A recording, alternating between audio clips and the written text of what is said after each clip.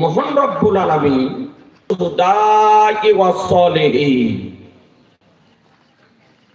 আল্লাহ তাআলা যাদের উপরে করুণা করেছেন, অনুগ্রহ করেছেন, তারা হলেন নবীগণ। সুবহানাল্লাহ। তারা কারা? নবীগণ। তারা সিদ্দিকগণ, তারা শহীদগণ। তারা হলেন করেছেন যাদের উপরে অনুগ্রহ করেছেন, যাদের উপরে ইনাম করেছেন, তারা হলেন চার শ্রেণীর ব্যক্তি। কয় শ্রেণীর? একটু জোরে বলেন। চার শ্রেণীর ব্যক্তি।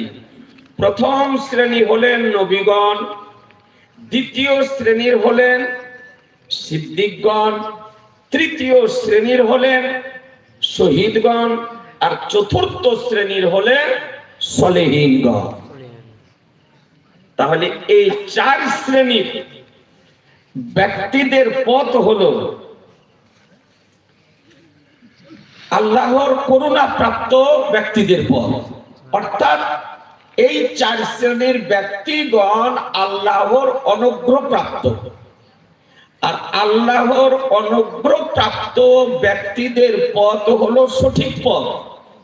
আর সেই সঠিক পথে পরিচালিত হওয়ার জন্য মহান আল্লাহর দরবারে দোয়া করি, আল্লাহ আমাদেরকে সঠিক পথে পরিচালিত করুন।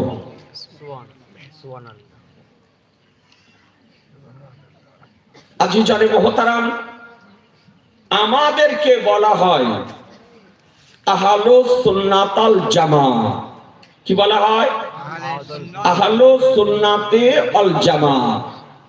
এই আহলুস সুন্নাতাল জামাতের সংক্ষিপ্ত শব্দ হলো সুন্নি মুসলমান। কি মুসলমান? একটু জোরে বলতে হবে। সুন্নি মুসলমান। সুন্নি মুসলমান কাদের বলা হয়? হানাফি, শাফি, মালিকি, হাম্বলি।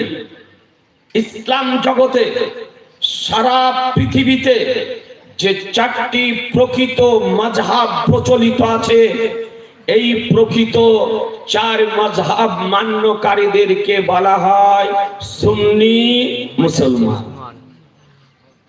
অনেকের ধারণা যে চার মাযহাব মান্যকারীদের মধ্যে মতবিরোধ আছে, দ্বিমত আছে।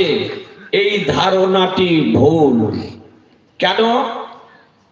প্রকৃত চার মাযহাব মান্যকারীদের মধ্যে আকীদাগত দিক থেকে ইসলামিক মৌলিক বিষয়ে কোনো প্রকারের, কোনো ধরনের কোনো মতবিরোধ নেই।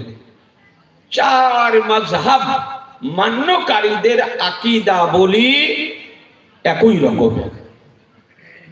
তবে যে সমস্ত মসাইলগুলি গবেষণামূলক মসাইল,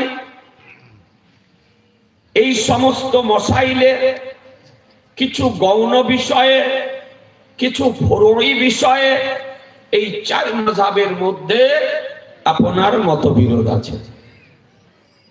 এই চার মাযহাব মান্যকারীদেরকে বলা হয় সুন্নি মুসলমান।